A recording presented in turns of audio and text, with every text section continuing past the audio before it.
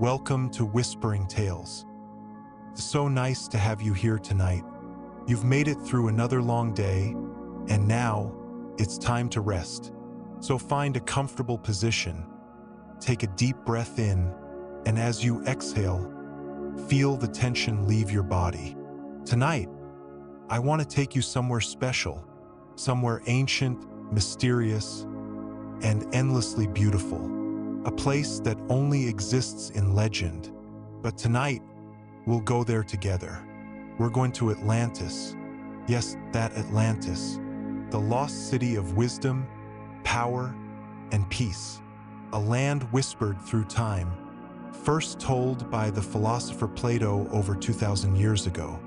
He spoke of a mighty civilization, far beyond the Pillars of Hercules, what we now call the Strait of Gibraltar. There, across a vast ocean, was an island, larger than Libya and Asia combined. Paradise shaped by gods and ruled by kings.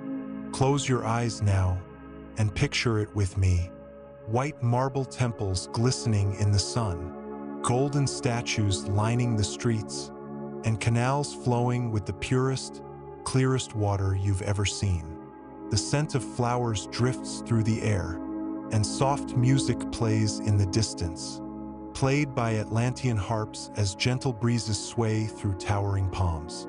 Tonight, we walk through those streets. We listen to the voices of a forgotten people, and we gently follow the tide of time as it carries us through the rise and fall of Atlantis. You don't need to do anything. Just breathe and listen. Let my voice carry you there. Are you ready? Let's begin. I'm really glad you stayed. Let's keep drifting just a little while longer. You don't have to move or do anything. Just let yourself relax as I take you through another part of the story. The sun is beginning to rise over Atlantis now. A soft, golden light spills across the rooftops, touching everything it sees with warmth. You wake in a quiet guest chamber, soft linen beneath you, gentle ocean air drifting in from the balcony. And as you open your eyes, there's no hurry, just peace. I know mornings can be hard sometimes, but here in Atlantis, there's no pressure, no alarms, just the rhythm of the sea and the calm breath of the island itself. You rise slowly, stretch, and step out onto a balcony made of smooth white stone. From here, you can see it all. The city glowing in the early light, golden domes shining like stars that forgot to leave the sky. You hear the gentle hum of life beginning to stir.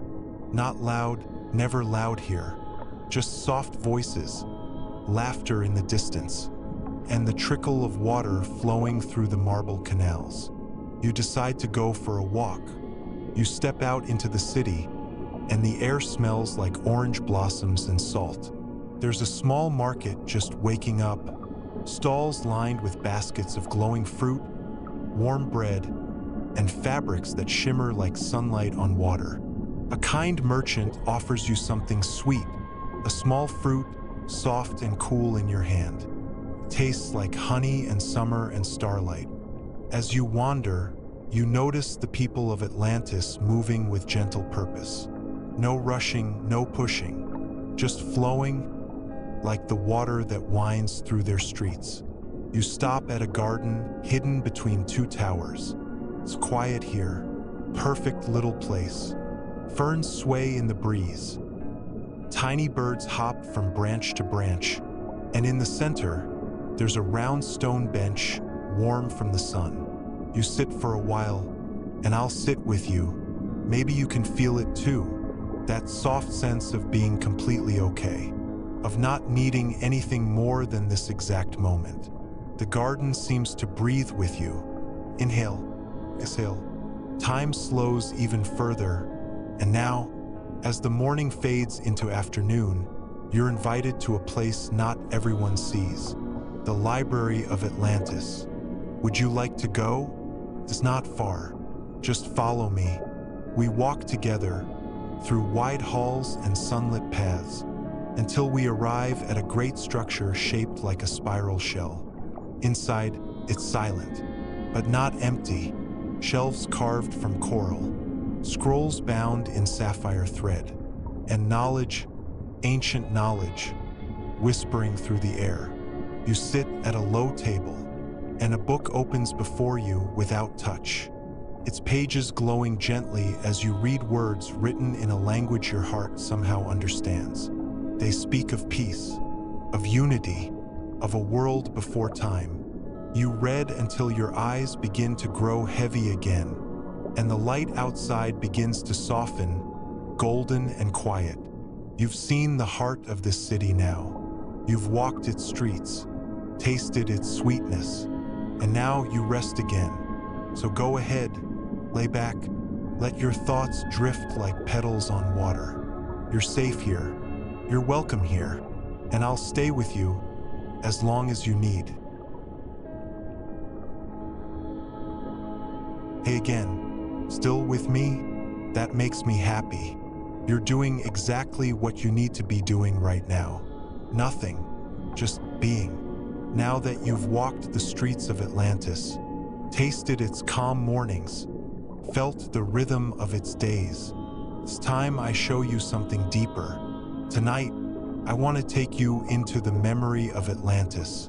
Not just what it looked like, but what it believed in. Let's go back to a time before the fall, when Atlantis was guided not just by its beauty, but by its kings. These weren't rulers of war or greed. They were guardians of balance. The Atlanteans believed their first king was born of a god, Poseidon himself, the lord of the seas, who fell in love with a mortal woman and created this island as a gift to her. Their son, Atlas, became the first ruler, and from him a line of kings was born, each carrying the ancient wisdom of both land and sea. You and I, we're standing now in the Hall of Kings. Can you feel it? The stone beneath our feet is old, older than memory, but it hums softly like it remembers us.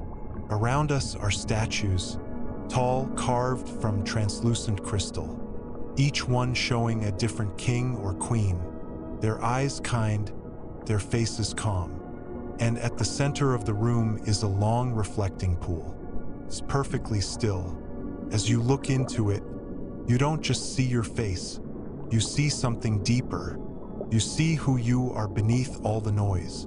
Not the roles you play, not the expectations others have put on you, but the real you.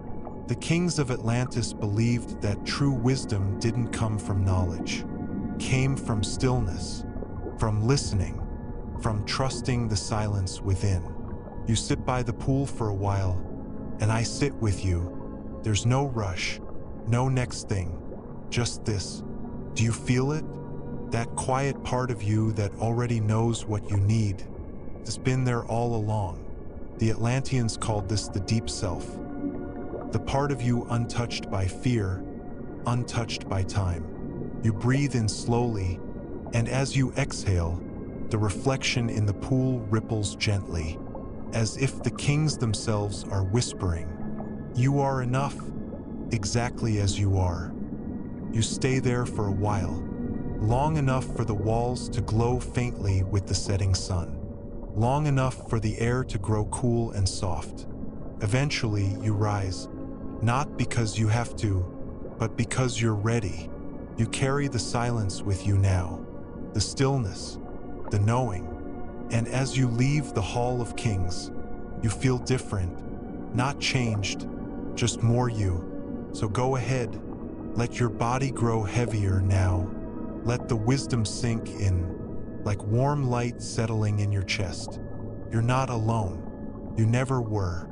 And tonight, you sleep with the soul of Atlantis beside you.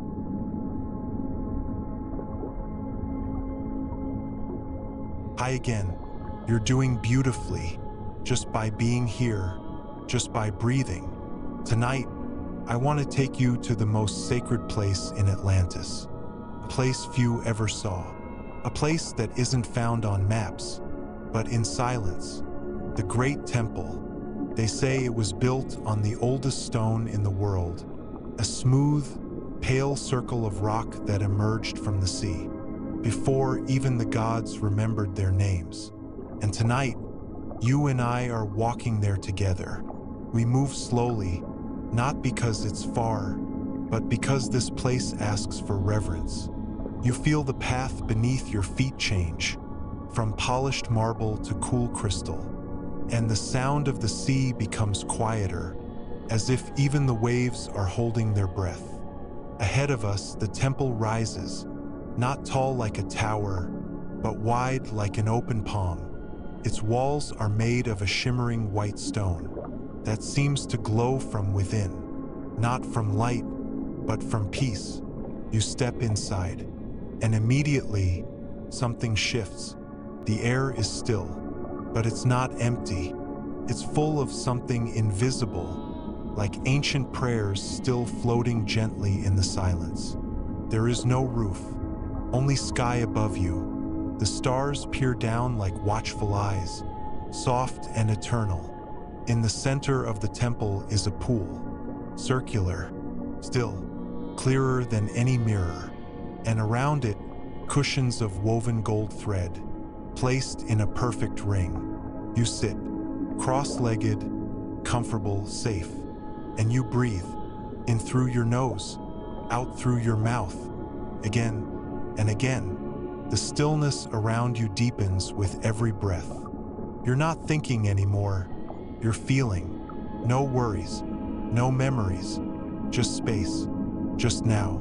The Atlanteans didn't use words here. This was a place beyond language, a space for connection, with self, with the divine, with the eternal sea that lives inside us all. You feel something gentle touch your shoulder, a breeze perhaps, or maybe just the memory of one. And in that moment, you realize you don't need answers tonight. You don't need direction or clarity or control. You only need presence, and you're already there. The pool in front of you begins to shimmer, not with movement, but with reflection. It shows you a soft light, somewhere in your chest, growing gently with every breath. That's you. That's your temple. You can return here anytime, just by closing your eyes, just by remembering the silence. And so, you lie back, on the soft stone floor, your body sinking into the earth, cradled by the warmth of the temple. Above you, stars shimmer gently. Around you, the temple holds you like a mother. And within you, only peace. I'll stay with you here, as long as you like. There's no need to go anywhere, no need to wake up. You're in the heart of Atlantis now, and Atlantis is in you. And now, as Atlantis sinks gently into the sea of dreams, so do you. There's nothing more to do, nowhere else to be. Just rest, held by the deep, loved by the silence, and carried always by the light within. Sleep well, my friend. I'll see you in the next dream.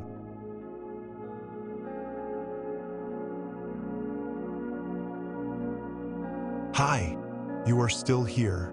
Now we are drifting into a different story of Odysseus. Close your eyes, breathe in slowly, and breathe out. Feel the tension in your body begin to melt away as we journey to ancient shores, a time long past where great heroes sailed upon the endless seas. Let the sound of the waves carry you to the distant land of Troy, where the winds of fate are already stirring. Imagine standing on the shores of ancient Troy, a city that had been torn apart by war. The sound of battle is no more. All that remains is the faint whisper of the ocean. The smoke from the ruins still lingers in the air, but it is quiet now. Odysseus, standing tall on the deck of his ship, looks out across the vast, blue sea. His heart is heavy, but filled with hope. His thoughts are only on one thing: going home. The ship's sails catch the wind and, slowly, it begins to drift away from the land. The gentle sway of the ship rocks you softly. The calm, rhythmic sound of the ocean lulls you deeper into relaxation. The sky above is endless, and the sea, as far as the eye can see, is inviting and peaceful. You begin your journey across the waters, leaving the chaos of war behind. After several days at sea, the ship arrives at a new land, the land of the Cyclades. It's lush and quiet here, with tropical trees and vibrant flowers all around. The sun is warm, and the air smells sweet. The crew disembarks and is greeted by the friendly people of the island. The land feels calm, as though it is wrapped in a peaceful blanket. But there's a shift, a subtle change. The crew, weary from the long journey, begin to feel a little too relaxed. The island's beauty draws them in, and their desires grow. They stay longer than they should, and unfortunately, this peaceful place soon turns hostile. The Cyclades rise against them, and the crew is forced to retreat back to the ship. As you pull away from the island, you feel the quiet of the sea again.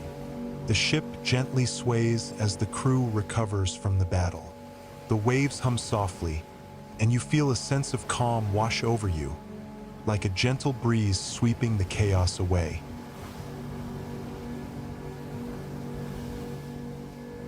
Days pass, and eventually you find yourself on another island, the land of the Lotus Eaters. The air here is warm and inviting, filled with the soft fragrance of lotus flowers. The sea is calm, the water a perfect shade of blue, and the sound of the waves is soothing. The Lotus Eaters, gentle people who live on this island, offer you and your crew the fruit of the lotus flower. As you taste it, a strange sense of peace overtakes you. Your thoughts drift away, and for a moment, the idea of going home, of continuing the journey, fades. The only thing that matters now is the sweet, comforting haze of the lotus. But you, Odysseus, feel the danger. You realize that if your men stay any longer, they might forget everything. Their homes, their families, their purpose. You gently call them back to the ship, guiding them away from the intoxicating allure of the lotus fruit. The air is still, the sea is calm, and the sound of the waves helps center you as you lead your crew back to the safety of the ship. Slowly, the ship departs from the island, the gentle rocking of the boat once again lulling you into a deep sense of calm. As the journey continues, a dark cloud of danger looms ahead. You arrive on the island of the Cyclops, a land of towering giants. The trees grow high, the land is rugged, and you feel a chill in the air. You know something is wrong, but you continue forward, your crew close behind. After a short walk, you come upon a cave, dark, silent, and ominous. This is the lair of the Cyclops, and soon you meet the creature known as Polyphemus. He is enormous, with a single terrifying eye. His voice rumbles like thunder as he greets you, but you remain calm, steady. You know the danger, but you trust in your wits. As he sleeps, you and your crew make your move. You blind the giant, using your cleverness to escape the trap. There's tension in the air, but as you make your way back to the ship, the sound of the waves brings you comfort once again. The journey is far from over, but with each challenge, you grow stronger.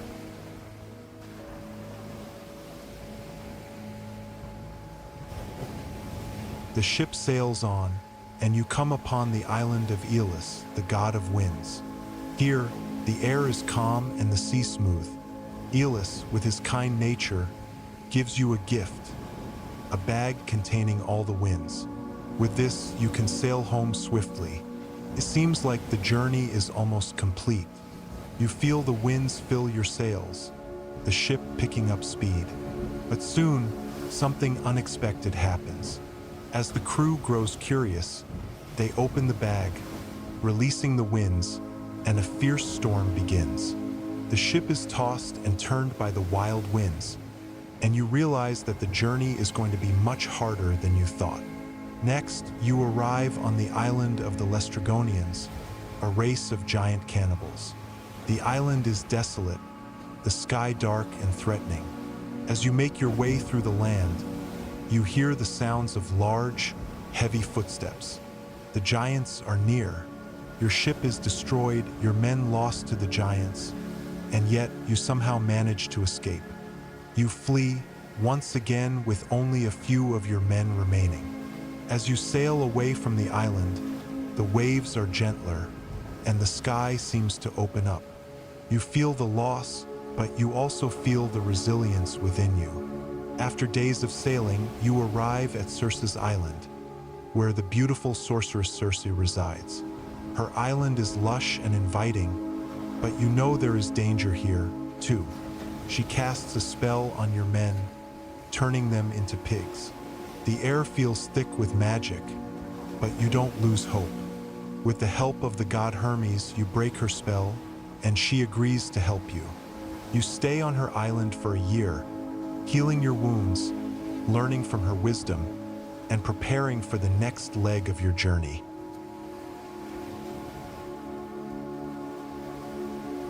Next, you find yourself on a journey to the underworld, the land of the dead. The air is cold, the darkness heavy around you. As you cross the boundary between the living and the dead, you feel a strange peace. The silence here is unlike anything you've ever known, but there's wisdom to be gained. You meet Tiresias, the blind prophet, who guides you through the next steps of your journey. His words are cryptic, but you know they hold the key to returning home. The journey continues, and the ship sails into dangerous waters. The sirens are near. Their songs are so beautiful, they could drive you mad.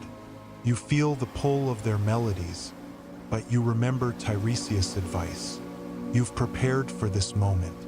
You've had your men tie you to the mast of the ship, so you cannot act on the temptation. As the sirens sing, their voices are like a sweet, haunting lullaby, but you stay strong. The ship sails past the danger, and soon, the eerie song fades into silence.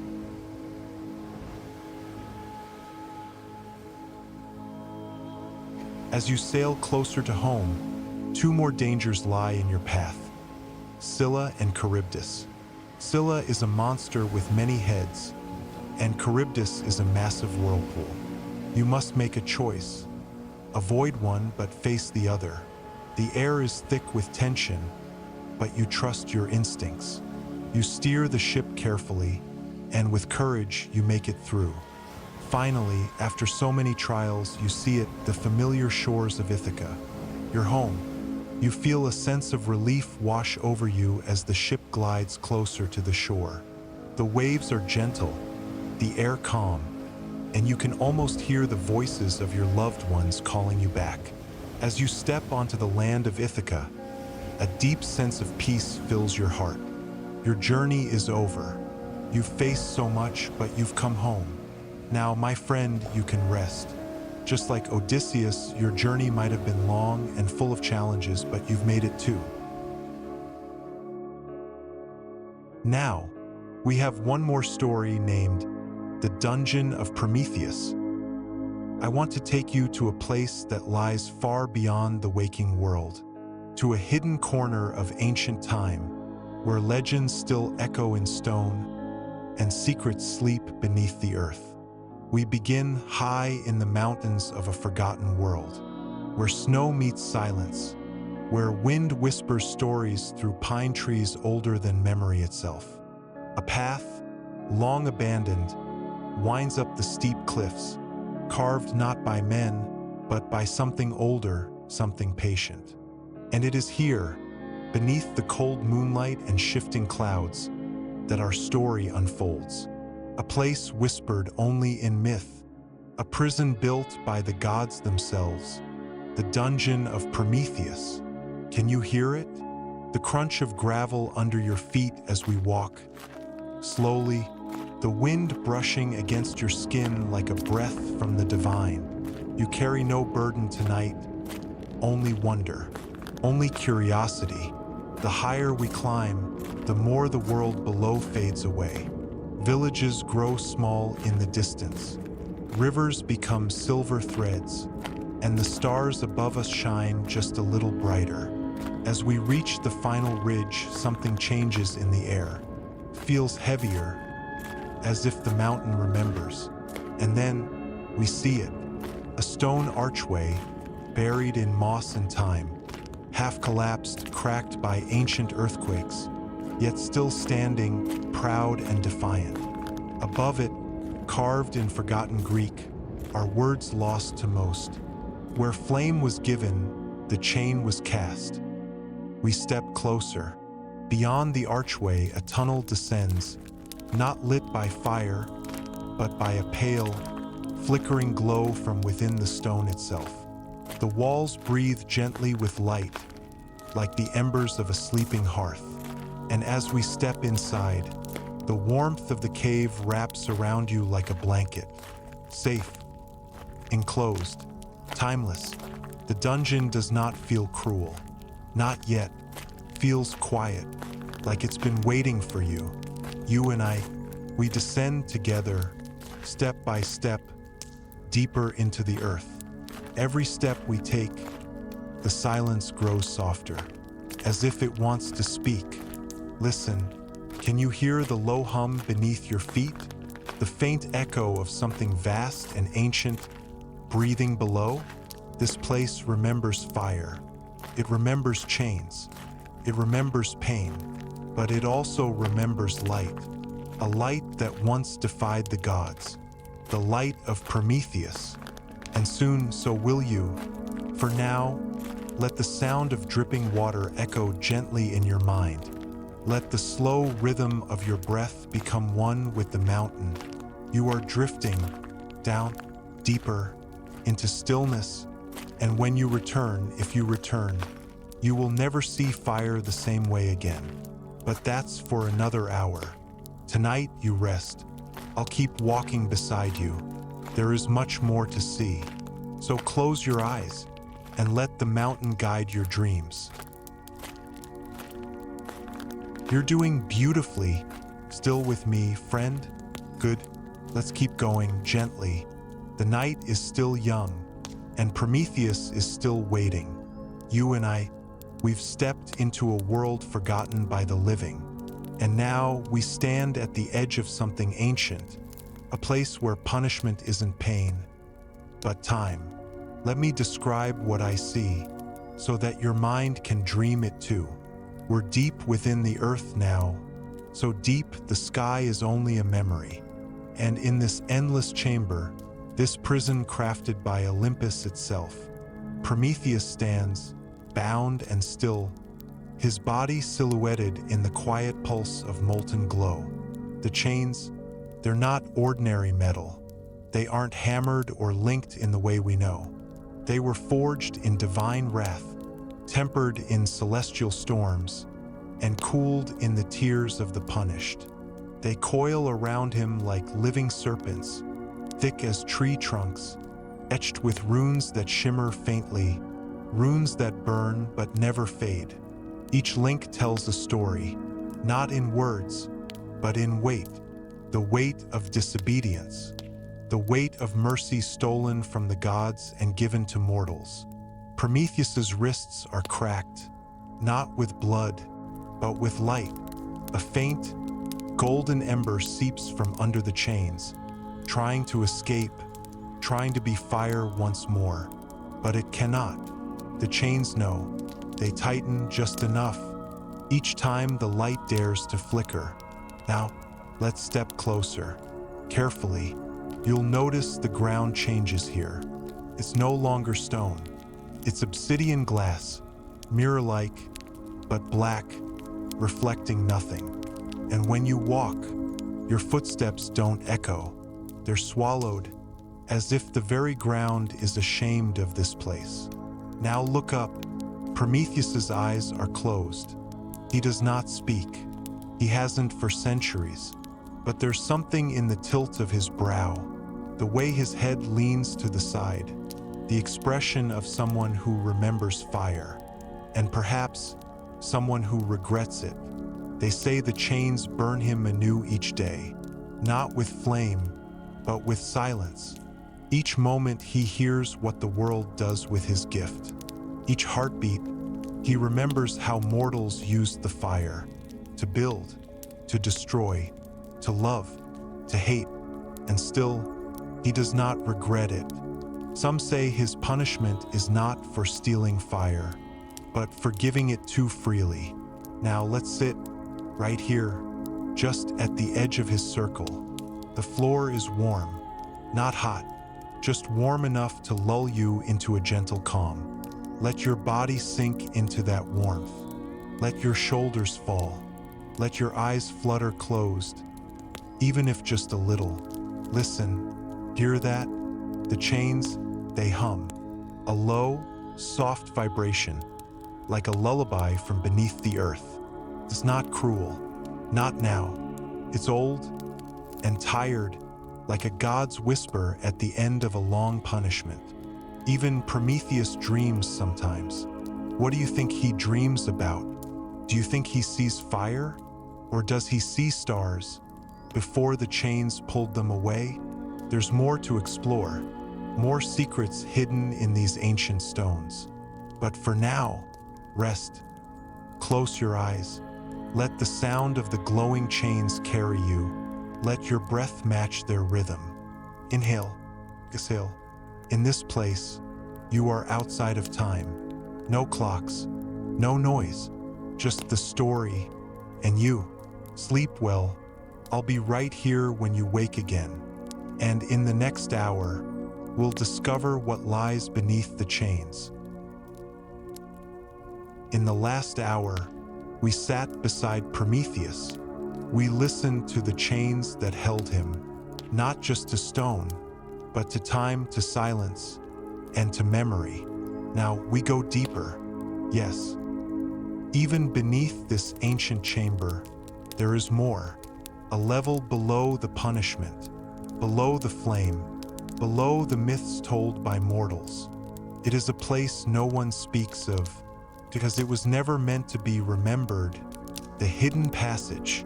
To find it, we don't need doors. There are none. We only need to listen. Beneath the rhythmic hum of the chains, there is another sound, soft, low, like breath beneath breath.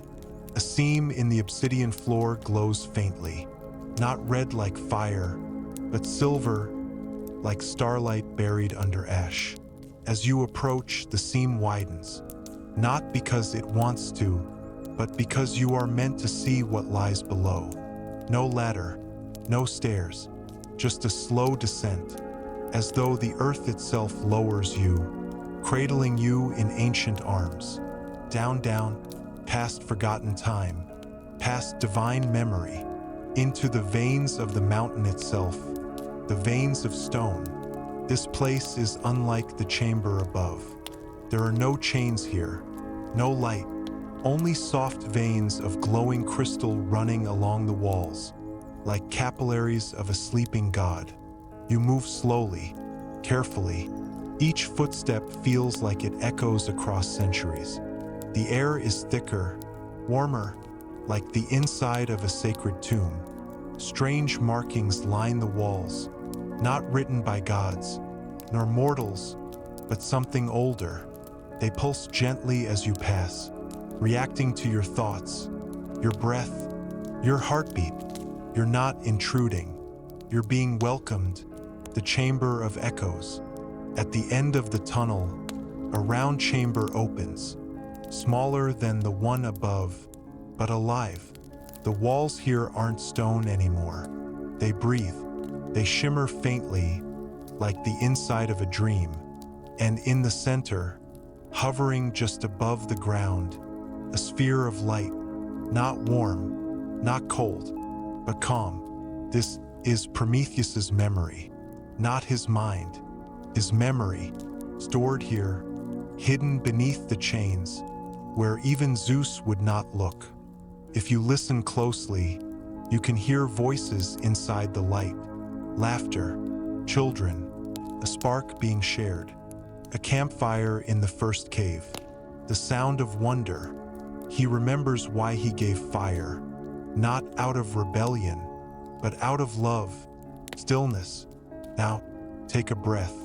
Sit beside the glowing sphere. Let your body grow heavy, like stone melting into soil. No thoughts, no fear, only the slow, kind hum of memory. Even the gods forgot this place, but you haven't. And now, Prometheus doesn't have to dream alone. Let's stay here a while. You and I.in this hollow vein beneath the world. You followed me far, through stone and silence, into the buried memory of a god. Now it's time to return, but not to the chains. Not yet.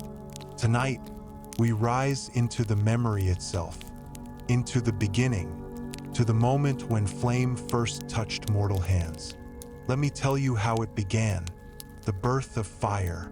Before there were temples, before there were kings, before mankind knew how to shape words into prayers, there was cold, a silence so deep it echoed within bones. Nights without warmth, darkness without shape. Prometheus watched. From the edge of Olympus, he saw mortals, small, fragile, trembling beneath an endless sky, shivering beside stones, whispering to the dark, and he wept, not from pity, but from love. The gods watched too, but they felt nothing. They had fire, golden, eternal, locked within the vaults of the heavens. Prometheus, he made a choice, the theft of the divine. One night, a night when even the stars turned their eyes away, he crept into the vault. No guards, no need. Who would dare? But Prometheus was not afraid. He reached into the divine flame, and it burned him, not his flesh, but his soul. Still, he held it. He hid it in a fennel stalk, a simple reed, a mortal thing, unworthy of fire, and yet perfect for it. And in the dead of night, he descended, down to earth, to us, the first fire shared. Can you see it? A circle of humans, huddled in the dark, eyes wide with fear, children pressed into their mothers, elders clutching stones, waiting for the sun that never came. Then, a glow, soft, unbelievable, a golden whisper in the air. Prometheus knelt before them. He didn't speak. He just opened his hands, and there it was, fire. They didn't scream. They didn't flee. They watched, entranced. And then, slowly, one by one, they moved toward it. They reached out, and for the first time in history, they felt warmth. The flame spreads. The fire didn't stay in the circle. It spread to wood, to caves, to hearts. It became the forge, the hearth, the story told at night. It gave birth to cooking, to tools, to art, to war. Prometheus had not just given fire, he had given potential. And in the silence of the mountains, Zeus watched. He did not smile, the beginning of the end. For gods, gifts are not allowed without permission, especially gifts that empower mortals, especially gifts that change fate. So Zeus spoke a single word, and the sky cracked open. Prometheus was taken, not in anger, but in judgment. He had broken the sacred order, and he would pay, not for the fire, but for believing in us. Now we've reached the end. Not the end of Prometheus, but the end of his sentence, or perhaps the beginning of something new.